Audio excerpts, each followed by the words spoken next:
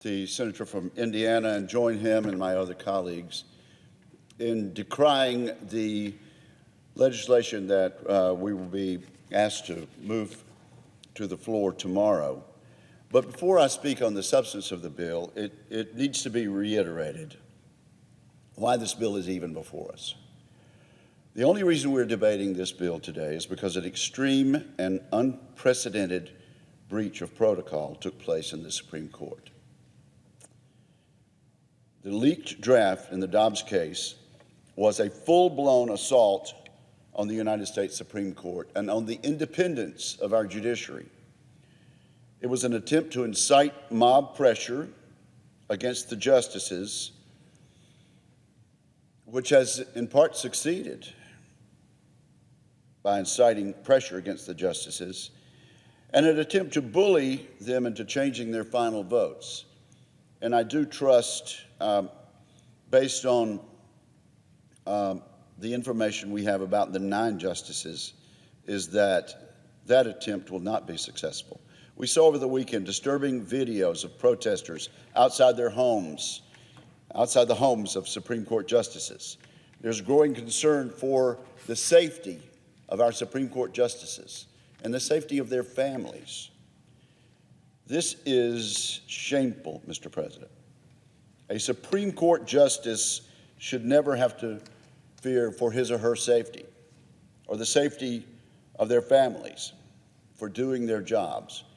We, as elected members of the Congress, are subject to public opinion. The Supreme Court is not supposed to be subject to public opinion and should never have to fear for their safety. The leak and the mob reaction should be condemned by both parties in the strongest possible terms. And yet, there have been very few voices on the other side of the aisle addressing this matter. Certainly the majority leader of the Senate has not said a word about the outrage of the leak or the mob protests, nor has the President of the United States. What happened to respect and care for our institutions? Instead of protecting the court, our Democratic friends seem to be, whether inadvertently or not, legitimizing this attack on the court by moving to consider extreme legislation, which is out of touch with the mainstream of Americans. And so now let me speak briefly about the legislation. It has been said that this is a mere codification of the court's holding in Roe versus Wade. That is, in fact, not the case. Instead, the bill that we will be asked to move to the floor tomorrow is an attempt to expand abortion dramatically across this country, to expand abortion in a way that only a small handful of the most repressive governments on the face of the earth permit. The bill would eliminate even the most modest protections for unborn children across all 50 states. It would force all 50 states to allow gruesome late-term abortions that even the political left all over Europe have long ago outlawed. As my friend from Indiana said earlier, some 47 European countries generally ban abortion after the first 15 weeks. Banning abortion after 14 weeks are our allies of France and Spain. Banning abortion after 13 weeks, Finland. Banning abortion after 12 weeks, Germany, Belgium, Italy, Switzerland. Certainly not governments that are thought of as prisoners of the extreme right. The nation of Portugal generally bans abortion after 10 weeks.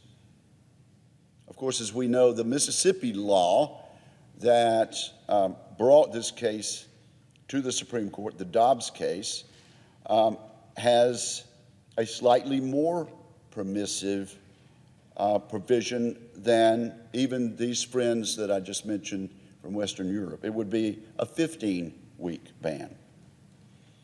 But what this bill that we're asked to vote on tomorrow, and which certainly will fail, would push America further outside of the global mainstream than we already are, and we already are way outside this mainstream.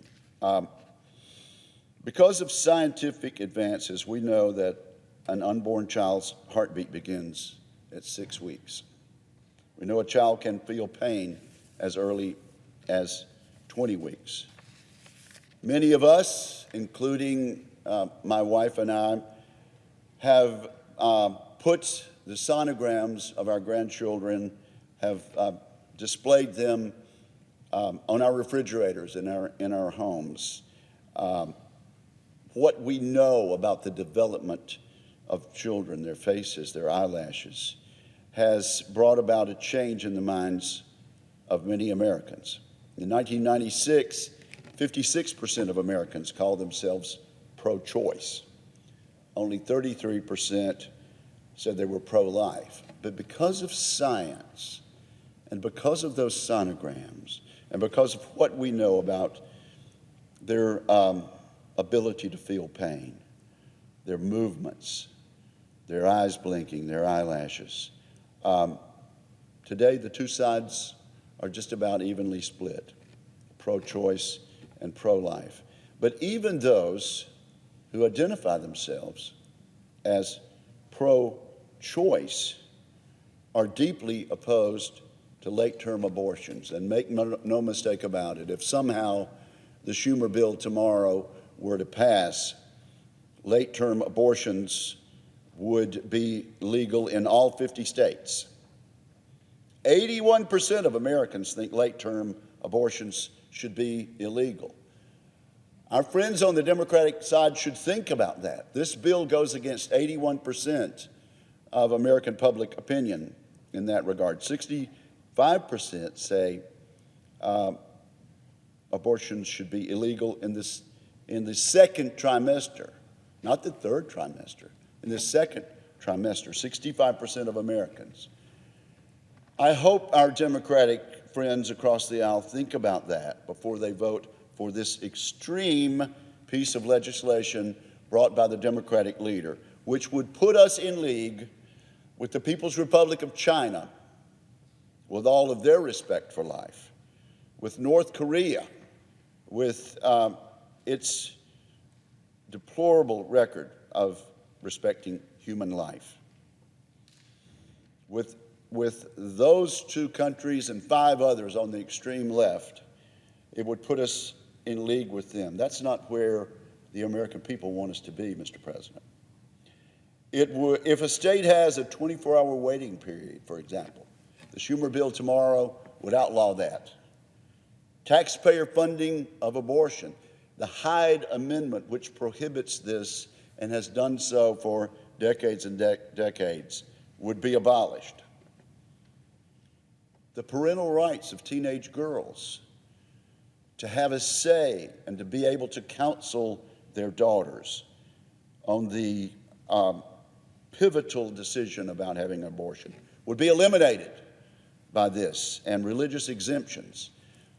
A practicing Catholic who deep in their soul understand this to be infanticide would be required, if they're a physician, to perform an abortion with no religious exemption. Is that what my colleagues on the other side of the aisle are hoping for? It's what they would get if the Schumer bill were to pass. Mr. President, this is not a serious attempt at consensus building. This bill simply reflects, regrettably, the iron grip that Planned Parenthood has on one of our major political parties in this country. We will reject this effort tomorrow. I commend my colleagues who intend to stand with the American people and vote no on this attempt to rank us with the worst regimes on the face of the globe and impose late-term abortions on the entire country. I yield the floor, Mr. President.